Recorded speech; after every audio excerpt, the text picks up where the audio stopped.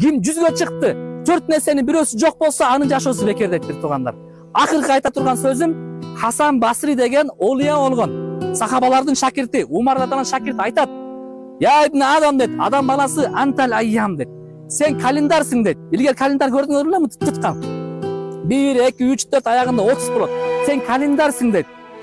Куллама захаба ба'дук захаба яумук дейт. Ар качан сен ойгонгон сайын дейт. Сенин календарың тытыла берет дейт. Тытыла берет, аягында ойгонбой каласың дейт. Бир туугандар, биз бияка келдик. 3-күн болду. Биздин жашообуздон 3 күн тытылды. Канча калды биз билбейбиз. Ошон үчүн ар бир адам өзүнүн акырети үчүн амал кылып калалы бир туугандар. Түшүнүктүү болдубу?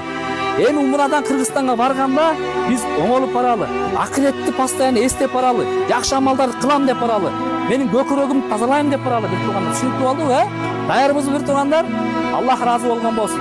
Мына ушул сөздөрдү баарыбызга мен да өзүм да муктажмын. Баарыбыз да муктажбыз, ушуларга амал кылалы. Бияка алып келген Алла Таалага шүгүр келтирели. Алла Кур'анда айтат: "Эгер шүгүр келтирсеңер, ошол жакшылыкты силерге дөйөтүп берем" деп. Шүгүр келтиргиле, Алла силерге эмнени берди? Шүгүр келтиргиле. Ден соолук берди. Бирөө бөөрөгү жок, операцияга издеп жүрөт. Бирөөнүн көзү жок, бирөөнүн кулагы укпай калды. Бирок мунун баарын эч ким бере албайт. Акча менен дагы.